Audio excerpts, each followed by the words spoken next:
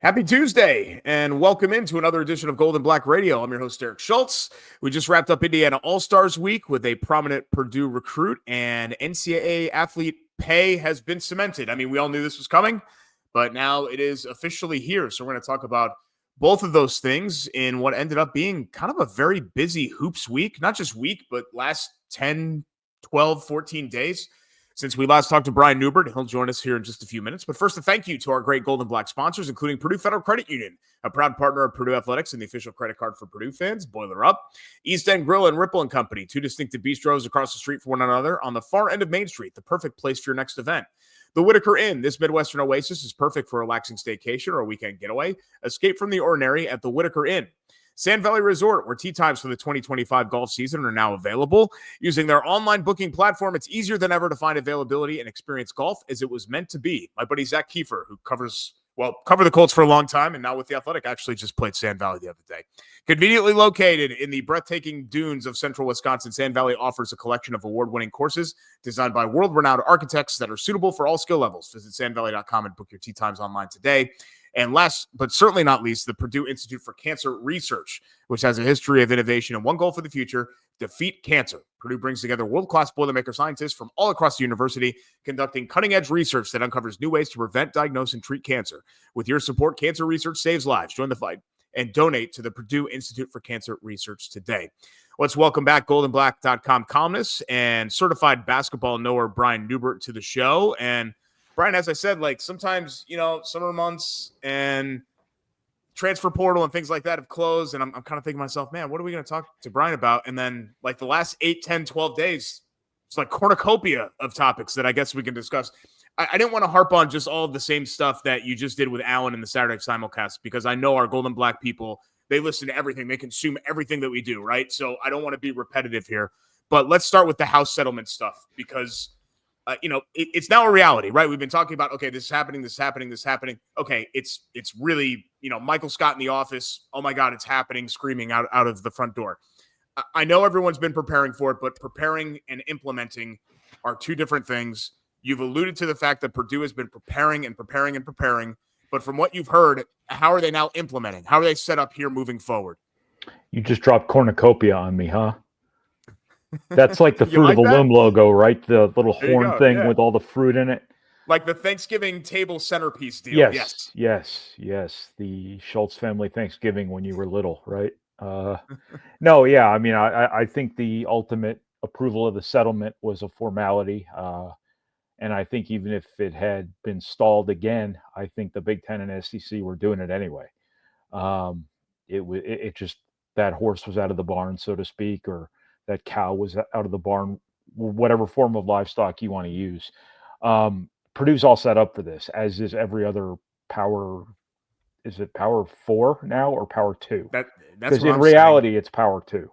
But Power 4, I think everybody's set up to do this. Now, Purdue, what can set Purdue apart here is, I don't know how many of these schools are going to allot the full $20.5 million to revenue sharing, to share with their student athletes. I'm going to stop using student athlete now. I'm just going to say athletes. I think that Purdue made a commitment very early. They're going to get some help from the university to free up that $20.5 million to disperse however they see fit throughout their athletic program. So Purdue's got this all figured out to this point, and they're ready to roll.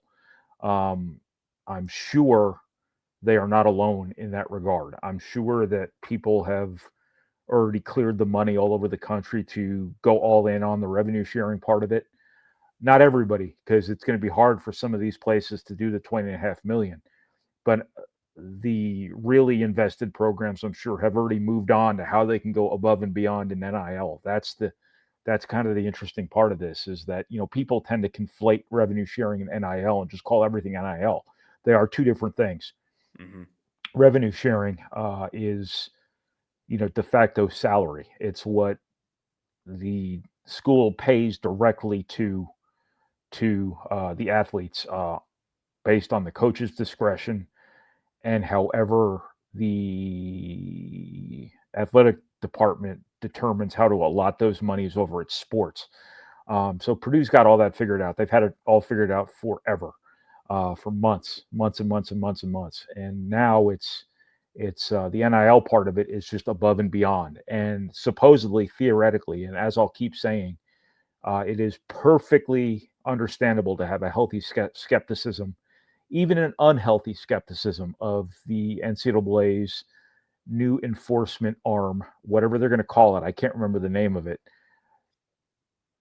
That outfit's ability to police this stuff. The way this is going to work is that every NIL deal has to be reported through this app, NIL Go, which I think is hilarious because it reminded me of Pokemon Go when everybody was playing that back in the day.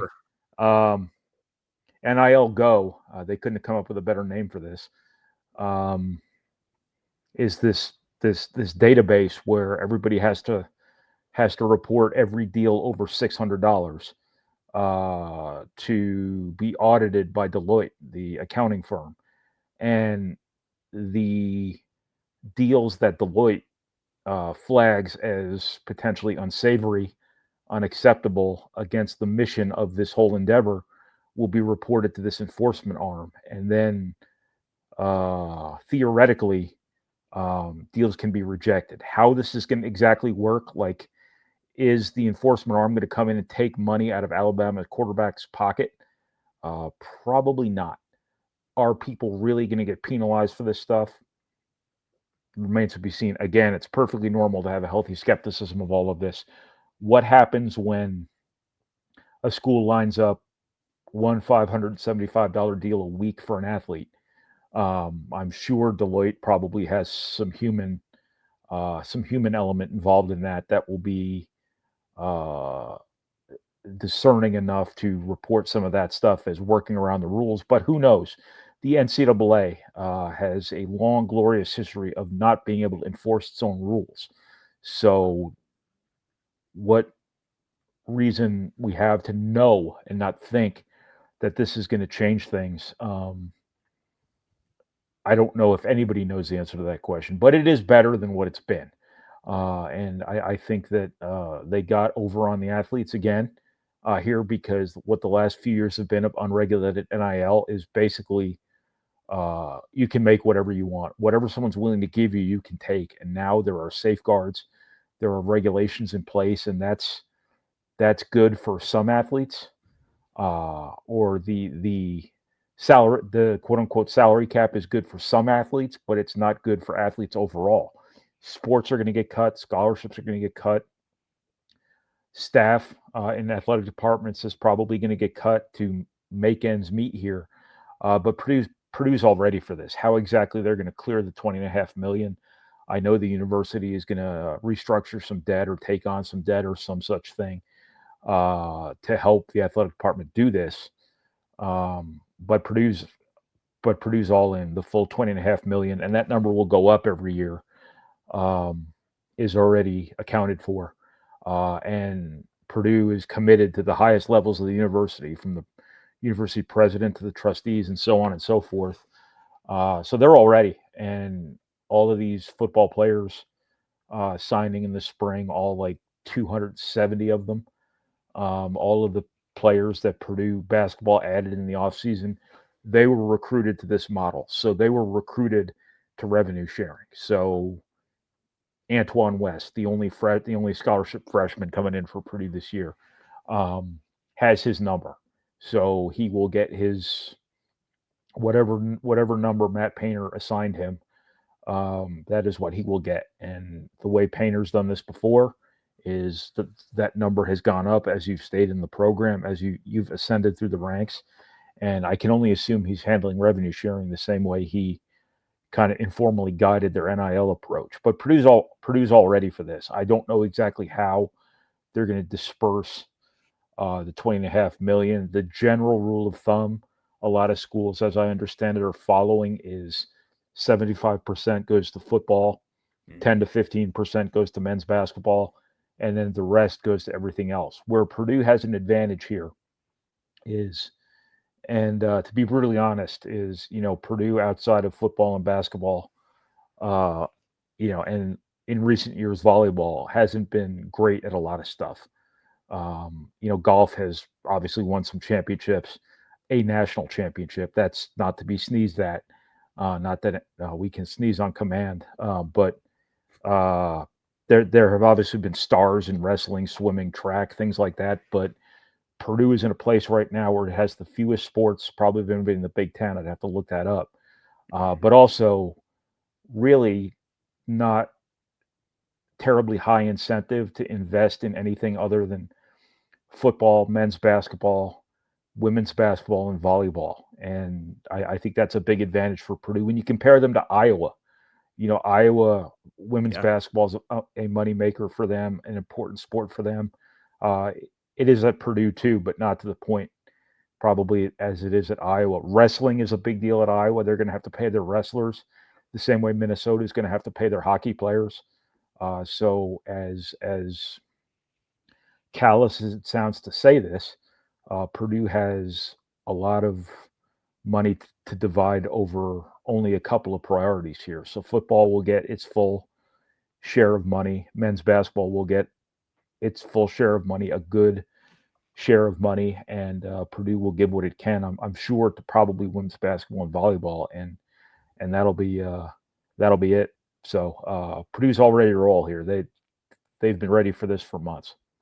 Yeah, that's what I was going to ask you, because there are, a lot of schools. I think about some of the old Pac-12 schools, even though obviously, UCLA and places like that have gobs of money, but like Wisconsin has a lot of great sports that aren't the revenue Yes, sports, right? And you have to Nebraska. You have to think volleyball. about those Yeah, type of things.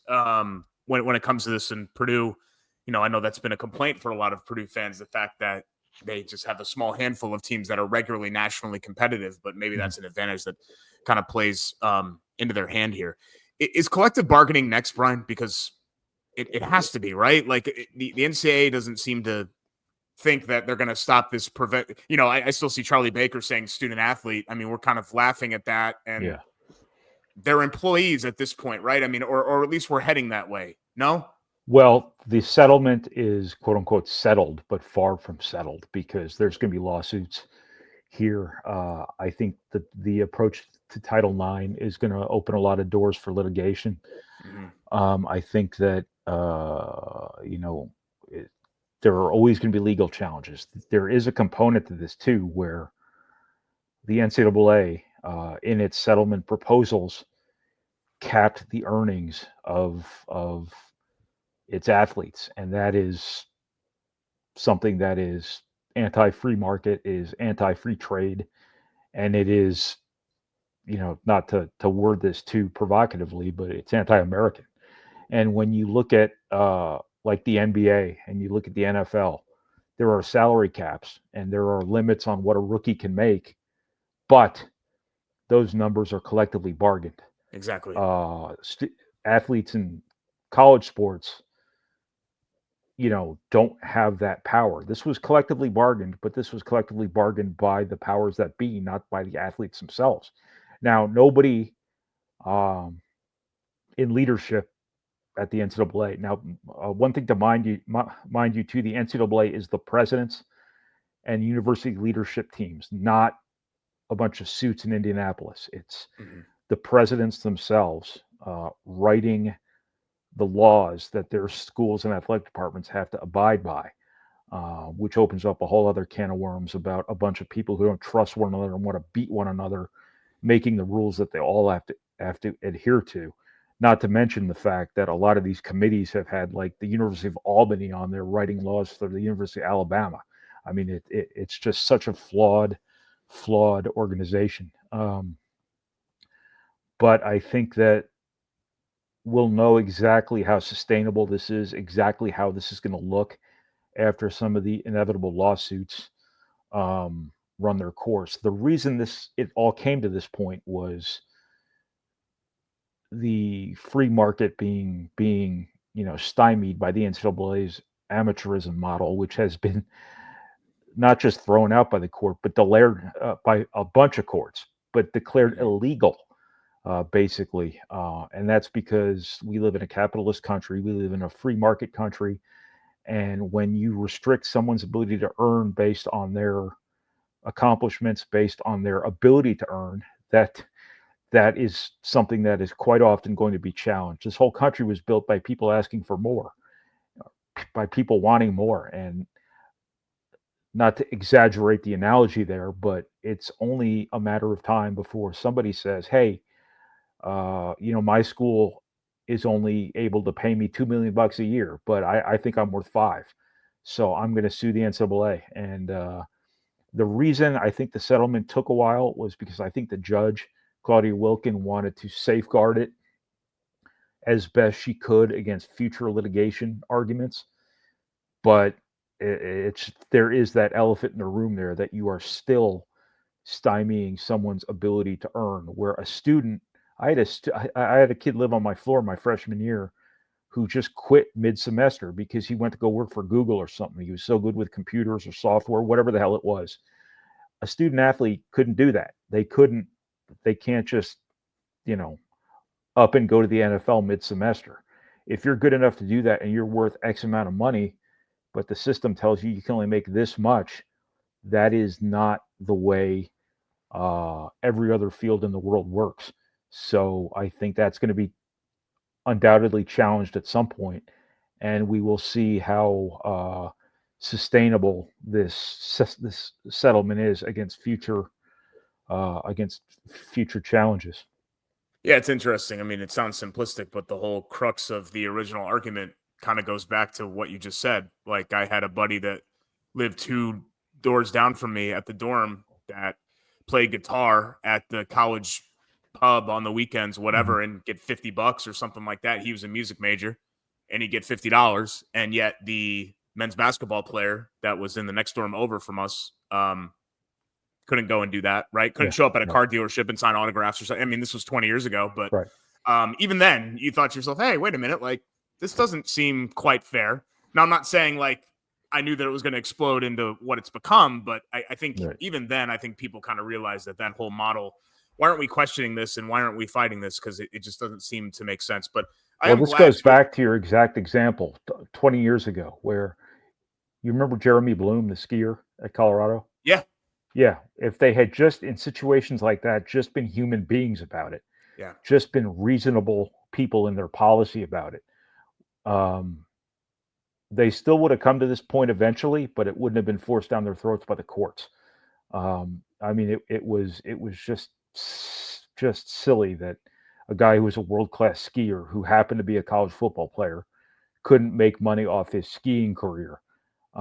It's just there's just scores of examples like that, I'm sure, that had they just been less rigid and a little bit more accommodating and a little bit more human, a little bit more capitalist, a little bit more fair about all of that years ago, this their whole rule book wouldn't have been thrown out by the courts probably. You still would have ended up sharing the money with them. But it could have been done on your terms eventually. Instead, the NCAA was basically rewritten by the courts.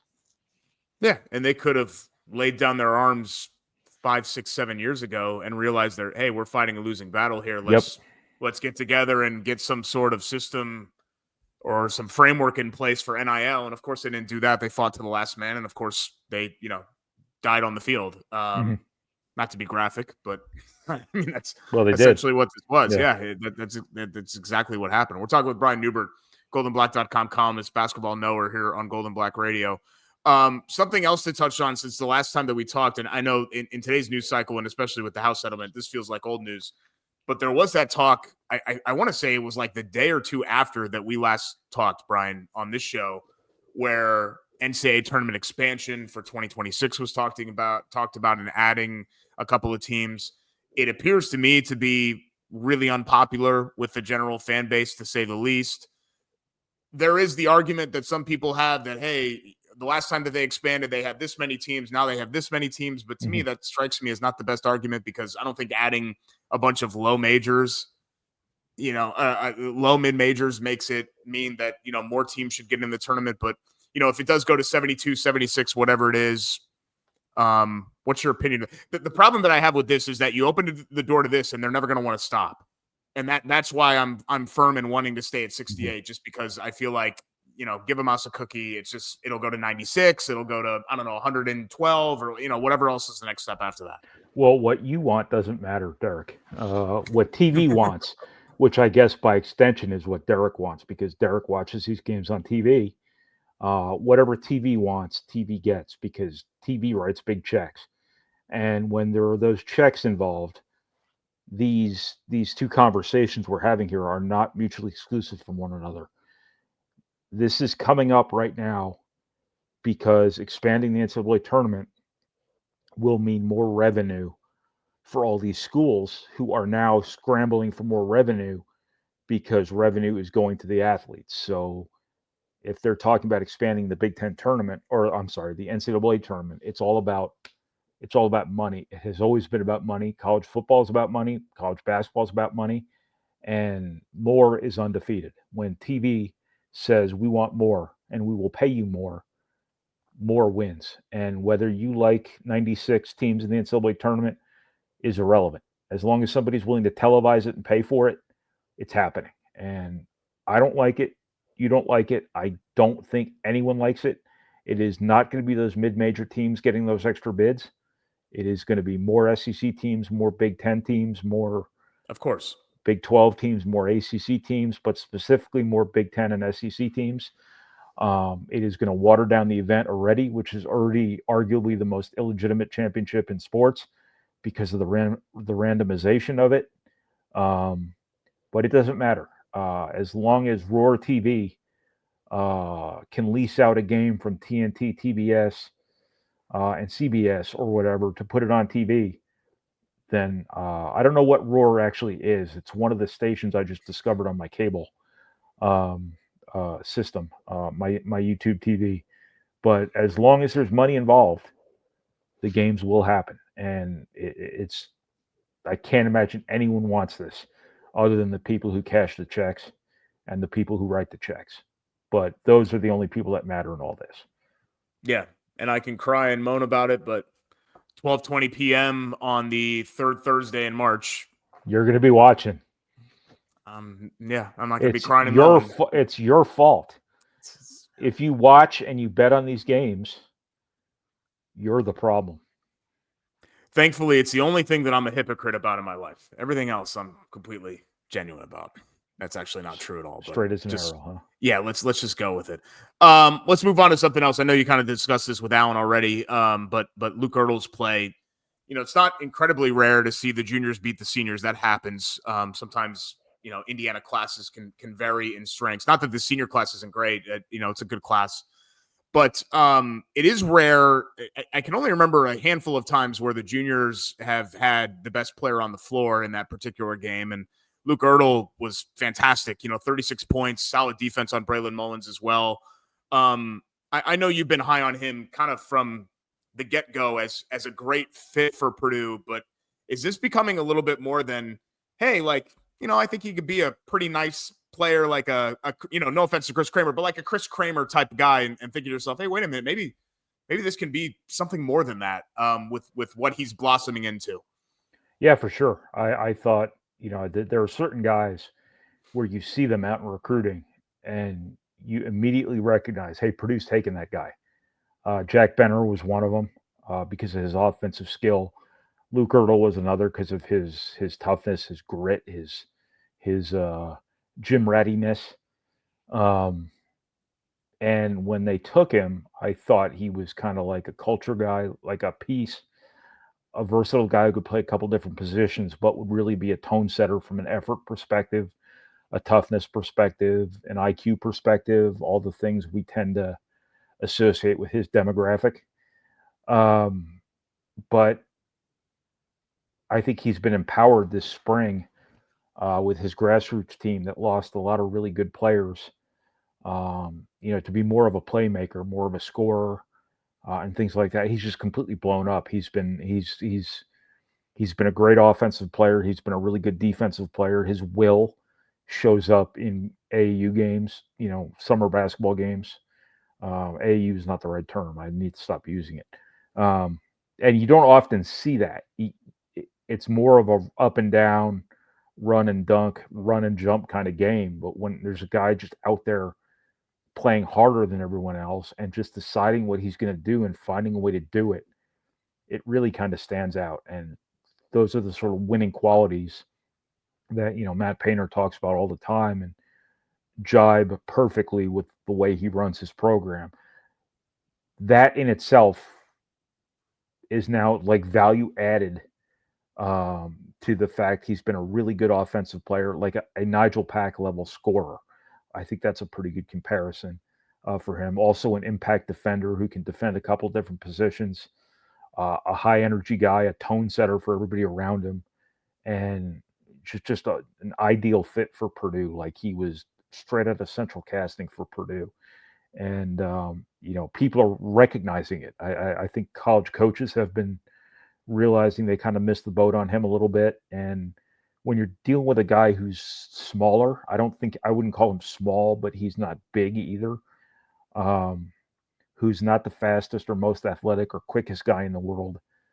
People are starting to recognize productivity, and they're starting to recognize winning qualities, as that buzzword I just used before, and he exudes all of that stuff, and he's getting ranked accordingly now. I hear college coaches talk about him like they really like him, whereas in the past those Purdue guys have been kind of viewed as just pieces. And Purdue did it again here.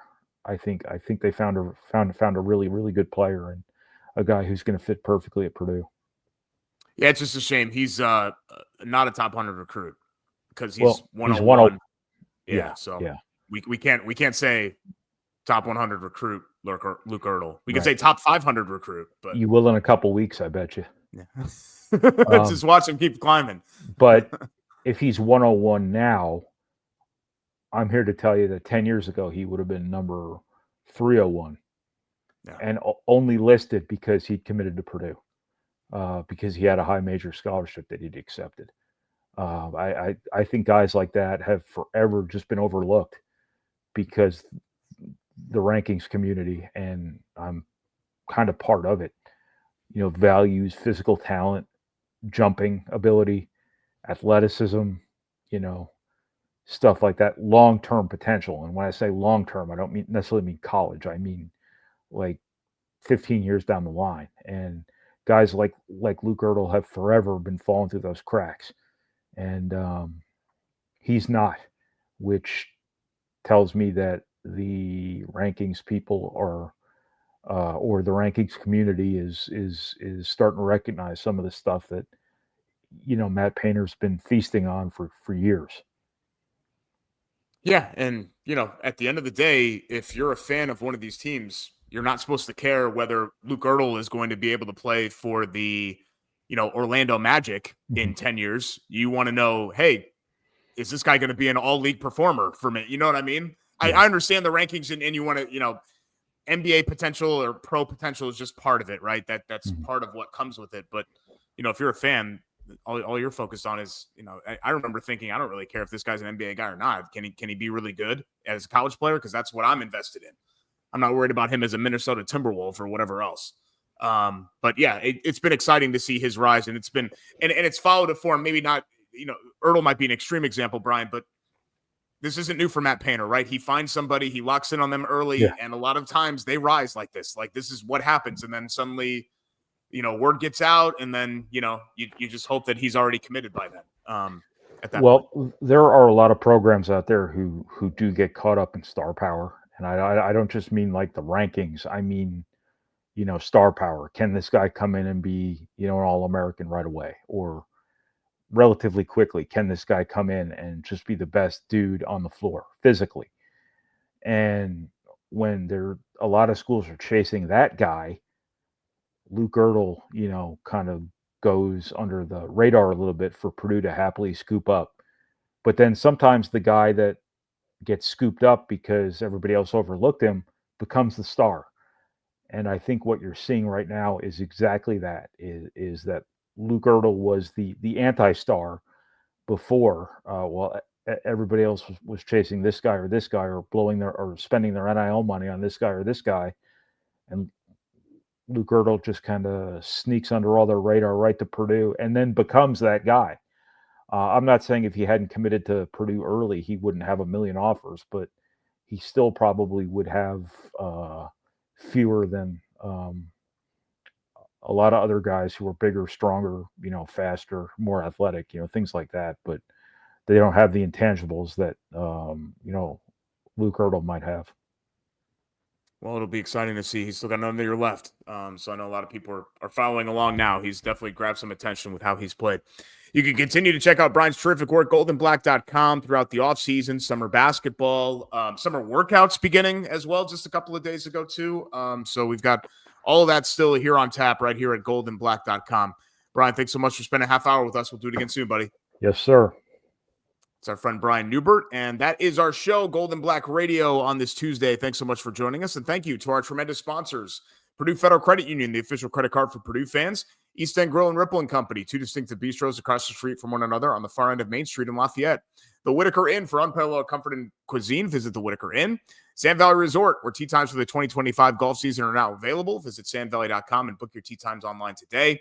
And the Purdue Institute for Cancer Research, which has a history of innovation and one goal for the future: defeat cancer. Join the fight and donate to the Purdue Institute for Cancer Research today.